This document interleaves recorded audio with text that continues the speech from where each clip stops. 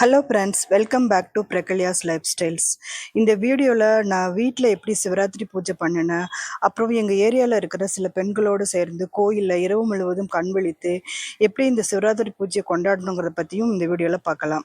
முதல்ல நான் அதிகாலையிலேயே எழுந்திரிச்சு வீட்டு வாசலில் வலிச்சு விட்டுட்டு சாணத்தால் வலிச்சு விட்டுட்டு சில பிரசாதங்களும் பண்ணியிருந்தேன். அதை பற்றி இந்த வீடியோவில் பார்க்கலாம். இதுக்கு பேர் மஞ்சள் கோபி பவுடர்னு சொல்லுவாங்க. இது எல்லா பெயிண்ட் கடைகள்லையும் கிடைக்கும். இதில் எந்தவித கெமிக்கலும் இல்லை. இது சாணத்தோடு கலந்து வீட்டு வாசலில் வலிக்கும் போது வாசல் பார்க்குறதுக்கு ரொம்ப மங்களகரமாகவும் ரொம்ப நல்ல கோலம் போடுறதுக்கு ரொம்ப அழகாகவும் இருக்கும். பொதுவாகவே விசேஷ நாட்களில் வாசலில் வெறும் தண்ணியை தெளிக்கக்கூடாதுன்னு சொல்லுவாங்க. எல்லா ஊர்கள்லையும் சாணம் வலிக்கிற பழக்கம் கிடையாது.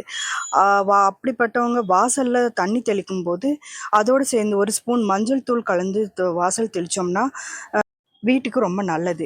இப்போ சாணம் வலித்து சாணம் நல்லா காஞ்சிருச்சு. இப்போ ஒரு கோலம் போடலாம். நான் தாமரைப்பூ மேலே சிவலிங்கம் அமர்ந்து இருக்கிறது மாதிரி ஒரு கோலம் போட்டிருந்தேன்.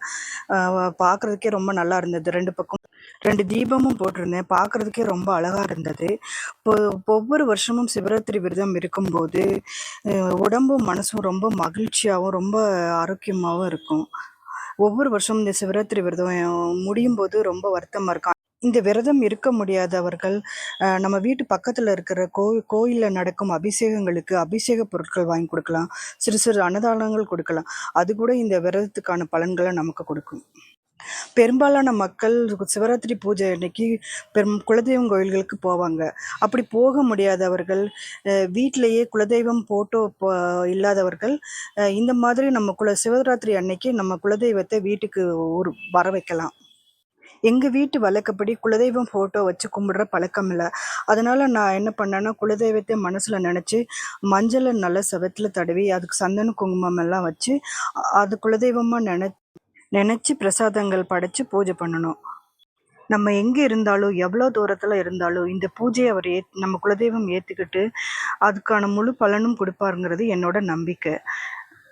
நம்ம வீட்டில் லிங்க வடிவிலான சில சாமி பொருட்கள் இருக்கும்போது, சிலைகள் இருக்கும்போது சிவராத்திரி பூஜை அன்னைக்கு ஏதாவது ஒரு கால பூஜை எப்பயாவது நம்மளால் முடிஞ்ச பால், பழம், பன்னீர், சந்தனத்தால் அபிஷேகம் பண்ணி வில்வம் சாத்தி வழிபடணும்.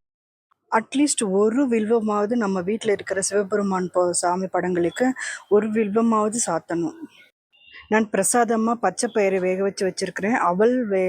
அவல் வச்சுருக்கிறேன். பச்சரிசியை அப்படியே ஊற வச்சு வெல்லம் சேர்க்காமல் வச்சுருக்கேன். இது எதுலேயுமே வெல்லமும் உப்பும் சேர்க்கக்கூடாது.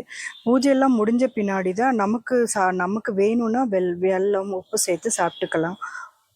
தீபாராதனையெல்லாம் காமிச்சு வீட்டில் என்னோடய பூஜையை நிறைவு பண்ணிட்டேன்.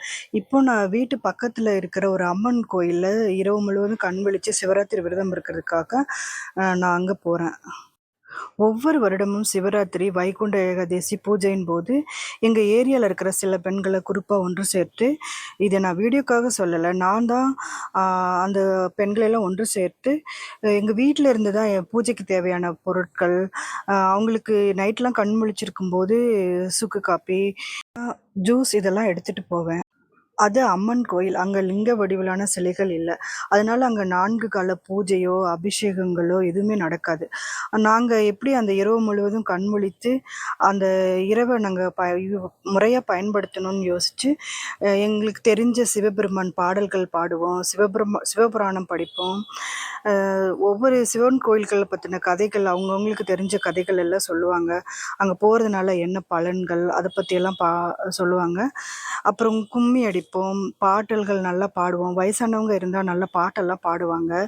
அப்படி தான் நாங்கள் அந்த இரவு முழுவதும் கண் விழித்து தேவையில்லாத கதைகள், தேவையில்லாத விஷயங்கள் பேசாமல் அந்த இரவை நாங்கள் முறையாக பயன்படுத்துவோம்.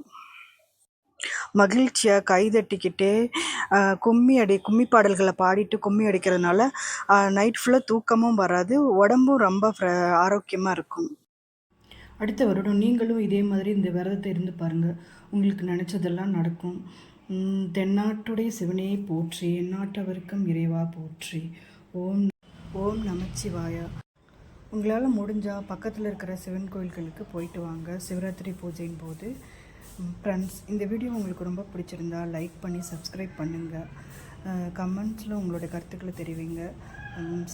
ப்ளீஸ் சப்போர்ட் பண்ணுங்கள். நன்றி. வாழ்க வளமுடன்.